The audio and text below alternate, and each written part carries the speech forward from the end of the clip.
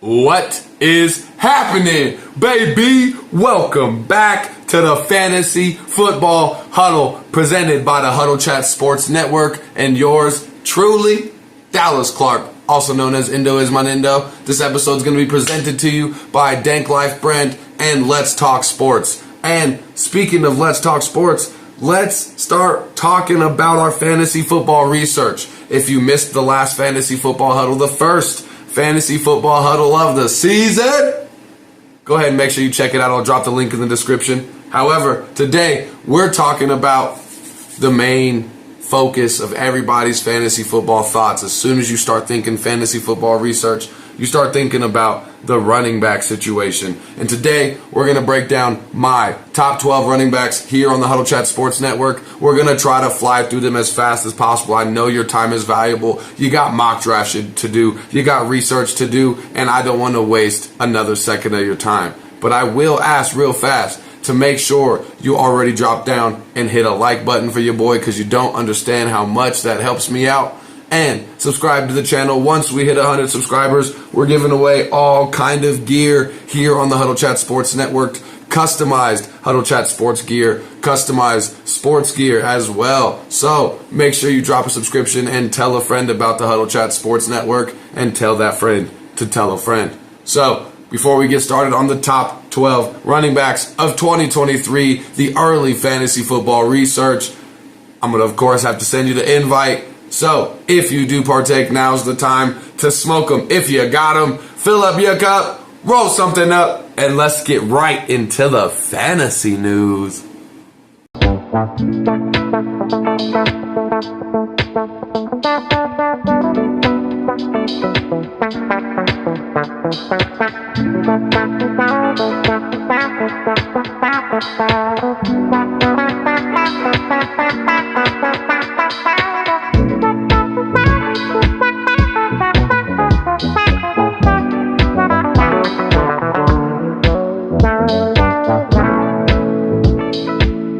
So starting off our coverage of the top 12 running backs, going into the early research of 2023's fantasy football season.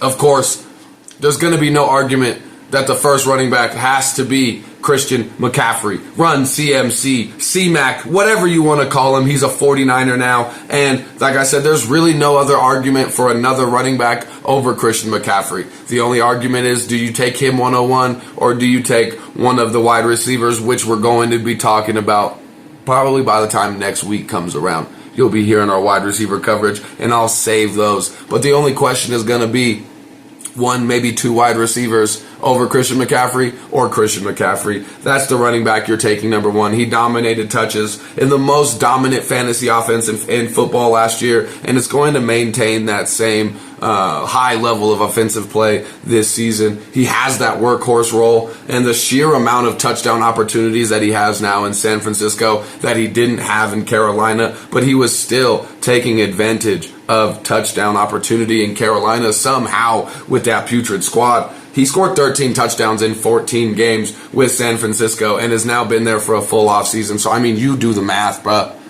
You tell me, one touchdown a game, what are we looking at the end of the season, the end of the fantasy season? It's hard to see him finishing outside of the top three. So let's move on from Christian McCaffrey.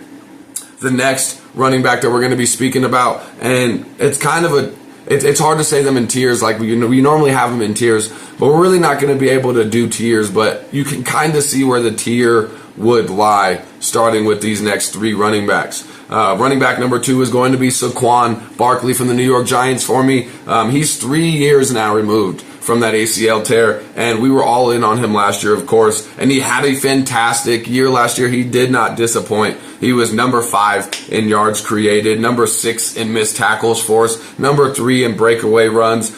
He may not be the same otherworldly, explosive that running back dominating the NFL like we saw in his rookie year before the injuries, but you look at his contract situation right now with the holdout and everything, and of course, this is all saying that he comes in this season and most likely plays under the franchise tag. And especially if he plays under the franchise tag, they're going to run the goddamn wheels off this man, and you're going to be happy with the sheer disgusting amount of opportunity Saquon Barkley is going to have this season. Now, the number 3 running back, this one's going to be kind of hard for me to argue anybody else in this spot. But I'm looking at, of course, Jonathan Taylor being my number 3 running back. Looking at last year, okay, last year was not a great year for Jonathan Taylor. First of all, the Colts offense struggled terribly under Matty Ice Cold. Jonathan Taylor also missed 6 weeks last season with a high ankle sprain that lingered all for the rest of the year. The O-line for the Indianapolis Colts played so disrespectfully to the game of football last year. It was hard to even be a person supporting the Colts offensive line, who's previously been, just the year before, a top 5, if not best offensive line in the league. You're looking at players like Quentin Nelson, who massively underperformed last year. Might I add, with Quentin Nelson massively underperforming last year, he's still ranked as the 3rd best interior offensive lineman. So the Indianapolis Colts, hopefully the offensive line stays healthier this year than it did last year. We struggled with injury on the offensive line last year. Jonathan Taylor was hit with the injury bug last year. And Anthony Richardson is going to change everything. And if you believe in Anthony Richardson, like I believe in Anthony Richardson, of course the Colts aren't going to be a great football team this year. But Anthony Richardson, it makes defenses not be able to key in on Jonathan Taylor. He has the ability to break off an extremely large run, a Lamar Jackson style run, and he also has extremely crazy arm strength. That man has a cannon and will make you pay for coming too much in and putting too many in the box. Hopefully Anthony Richardson can build the IQ to do those kind of things. But if you believe in the Indianapolis Colts, if you believe that Anthony Richardson is going to have positive impact, I mean, look at what Carson Wentz brought to Jonathan Taylor in 2021. He is on a lower level with his mobility, but he brought mobility to the Indianapolis Colts that they hadn't seen since Andrew Luck. And having that second dimension in the offense made Jonathan Taylor a much better running back, and it's going to do the same thing for him that it did in 2021. We've seen JT at his best. It's the 2,000 yards. It's the 15 touchdowns. Jonathan Taylor, if healthy, if Anthony Richardson is healthy, if the offensive line stays healthy, is going to finish in the top 3 running backs, and it's going to be hard to argue against it. Now, the next running back in this tier, I guess we're going to be doing, is going to be Bijan Robinson from the Atlanta Falcons. Bijan Robinson, the only argument against Bijan is that the Falcons aren't that good of an offense. However, we talked about Saquon Barkley at number 2, and look at what Saquon Barkley did in that alien first year that he had with the 2,000 plus yards, with the, I believe, 16 touchdowns. That was on a 5-13 New York Giants team. I'm not afraid of the Atlanta Falcons offense not being that great, not being that up-tempo, explosive offense that you would have liked to see Bijan go to. However, Bijan could not have gone to a better offense. The Atlanta Falcons had the single highest rated offensive run blocking line last season. So he's getting protected. You saw what a wide receiver turned running back did for the Atlanta Falcons last season. You saw what Tyler Algier was able to do with the Atlanta Falcons last season. And Bijan is better than both of those men at the running back position. Many top-tier running backs have been fine on shitty teams. But this Atlanta Falcons team may not be as shitty as everybody believes. I think Bijan Robinson, I wouldn't be upset if you took Bijan Robinson at the 2 spot, at the 3 spot. Bijan Robinson more than likely is going to be one of the top 3 running backs, if not the top running back selected in next year's draft. Bijan Robinson, I'm all in on him. Circle his name on your draft board. Before we continue our coverage, of course, I got to give a big shout out and a big thank you to Danklyfe brand. Thank you so much for Danklyfe for all you've done here. Once we hit 100 subscribers on the channel, we're going to be giving a ton of free Danklyfe brand items away. So make sure you drop down below and check and make sure you're subscribed to the channel. And also hit that notifications bell so you know whenever we're talking about what you want to hear about. Continuing on to the next tier of running backs that we're going to be speaking on, we're looking at Austin Ekeler at number 5. Austin Ekeler had 1,500 yards, 20 touchdowns in 2021, 1,600 yards, 18 touchdowns in 2022. What he's been doing has been extremely shocking. You would think that Austin Ekeler is in for a down year, but things are only pointing up for Austin Ekeler. He has been very vocal about having another running back kind of take a little bit of a load off of his back, which is understandable, but the Chargers have done really nothing to answer that call from Austin Ekeler. You're also getting Kellen Moore being the new offensive coordinator in LA. And you look at what Kellen Moore was able to do with Ezekiel Elliott, with Tony Pollard. He is a running back, eccentric offensive coordinator, and everything that he's going to do for Austin Ekeler is only going to be positive. Number 6 on the list of the top 12 running backs this season is going to be Derrick Henry, the previous King Henry. He's been the number 1 running back in fantasy before, and I think those days may be behind him. However, Derrick Henry is still a solid choice at running back. He missed 2,000 yards last season by, I believe, 65 yards. He led all NFL running backs in yards per reception and yards per route run. And one of my previous problems with Derrick Henry in previous years is that he didn't add a lot into the passing game. However, Derrick Henry, like I said, led all running backs in yards per reception and yards per route run. So he was a lot more involved in that passing game, which he needed to be with every single star player from the Titans leaving besides Derrick Henry, and them just still having Ryan Tannehill in the backfield. They have now added DeAndre Hopkins, which is going to make that offense a little bit better and harder to focus on just Derrick Henry. He will also be 30 this year. However, he has shown no signs of slowing down. And I think he's in line for another 25, 30 carries a game this year. However, the only problem with Derrick Henry is that he does have a very low floor in the Titans offense. But Derrick Henry has broken through that floor in the same shitty Titans offense for 3-4 years now. So we're not terribly worried about the Titans offense slowing Derrick Henry down.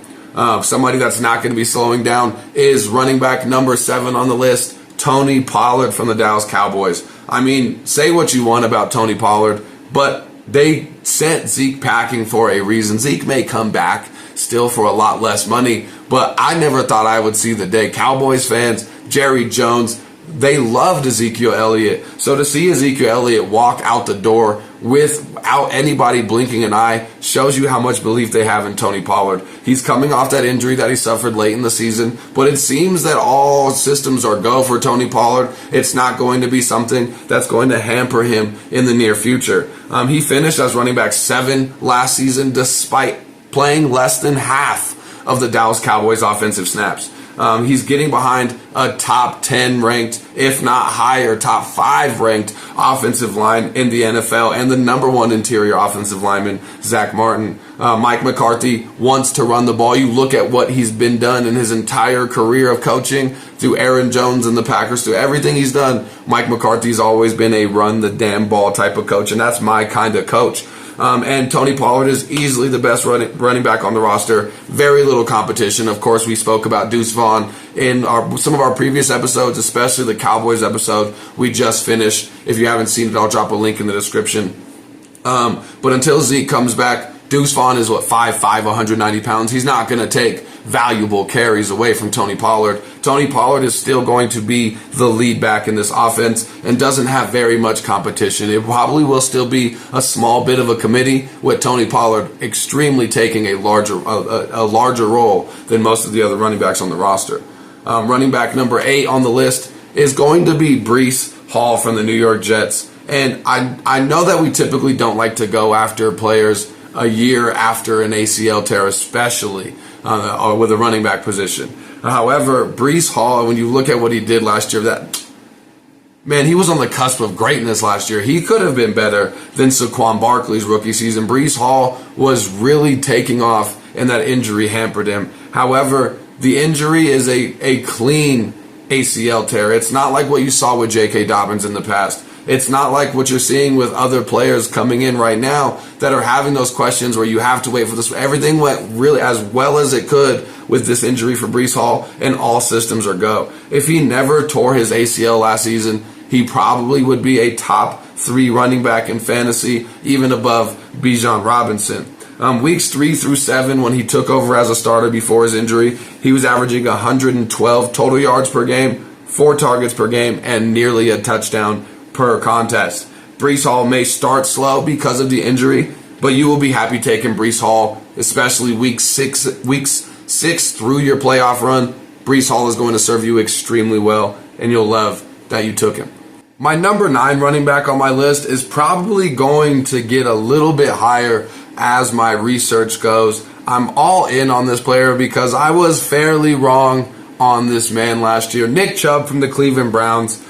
He's always been quietly one of the best running backs and most consistent running backs that you can get. He's not going to be the number 1 running back in fantasy. He may be, but you're not expecting that drafting Nick Chubb, but you're looking at him always doing the same thing. It was one of the quietest 1,800-yard seasons that you've ever seen last season. He also had 13 touchdowns. He has a top 5 offensive line, and Kareem Hunt, the 1-2 punch, has now left town and is no longer a part of it. You know what you're getting from Nick Chubb, and things have only gotten better for his situation. He's always a steal for someone that can produce consistently, and Deshaun Watson now having a full season and off season with the Cleveland Browns. If you believe that he can take this offense to another level, he's only going to improve Nick Chubb's game ability, scoring ability, and value touches. Nick Chubb, I think number 9 is almost disrespectful putting him down here, but I think I might have to get him higher.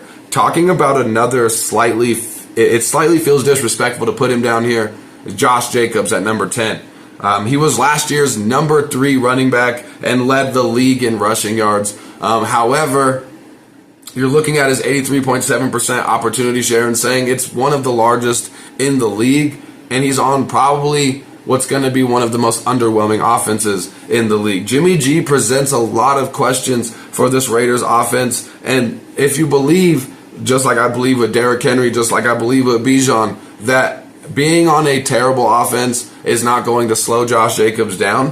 Volume should be absolutely insane and should be no question for Josh Jacobs. He has no competition for carries in this backfield, and Josh Jacobs can really just eat touches like he did all year last year and really surprise a lot of people. This is about the same area you got him last year, and I know people like myself drafted him and were surprised and extremely happy with what we got out of Josh Jacobs in his production last year. So number 10, you feel like you want to rank him higher, but who would you replace him with in this top 9? Like I said, I want to move Nick Chubb up. I want to move Josh Jacobs up, but who are we moving down in this list? Comment in the drop down in the comments. Let me know who you believe we would be moving around in this list and what you think of my list. As we finish off our last couple of players in this top 12 list, we're going to be looking at number 11 from the New England Patriots, Ramondre Stevenson. He had almost 1,500 yards and 8 touchdowns last year, despite the early part of the season, him splitting a ton of carries with Damian Harris.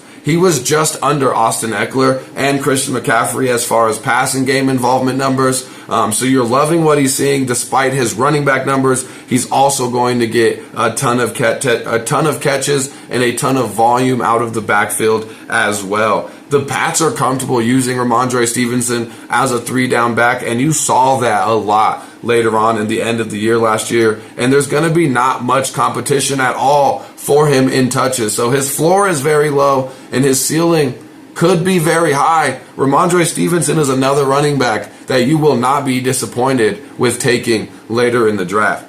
And then our last draft pick, our last number 12 that we're going to be talking about in today's fantasy football coverage is going to be Joe Mixon from the Cincinnati Bengals. All right, let's get things straight. He's not the sexiest pick in your fantasy football roster. However, they've added no value at all to compete with him for touches, despite all the rumors that you might have heard and all the rumblings that Joe Mixon, maybe his last days in Cincinnati are coming closer than you think. Joe Mixon, they're trying to phase him out. They've added no value. I believe they added Chase Brown in the 5th round. They didn't spend a ton of capital to get Chase Brown, so you don't think he's going to have a lot of capital in this offense.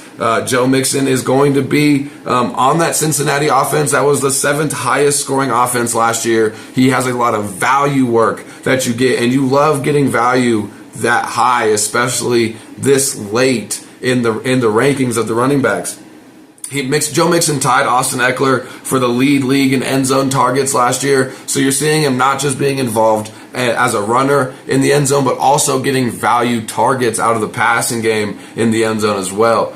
He's very involved by pay dirt, and he may not be a league winner, but you will be extremely comfortable having him in your lineup, and you will not be disappointed. that's going to round out our coverage for the top 12. As I said, let me know what you would change on this. If you want to move somebody down, move somebody up, add somebody in, remove somebody completely, let me know what you want to do down in the comments. And if you made it this far, please make sure you drop a thumbs up. You don't understand how much that helps me out. That's going to do it for 1 through 12 on the running backs. We're going to do 13 through 24 here in the next couple of days. And we're going to start on our wide receiver coverage, move into the tight ends. It's fantasy football season, so you know all of the value episodes are coming right now. I'm going to get up out of here, and never forget, keep your chin up and your attitude down. I'll see y'all next time. Peace out, baby.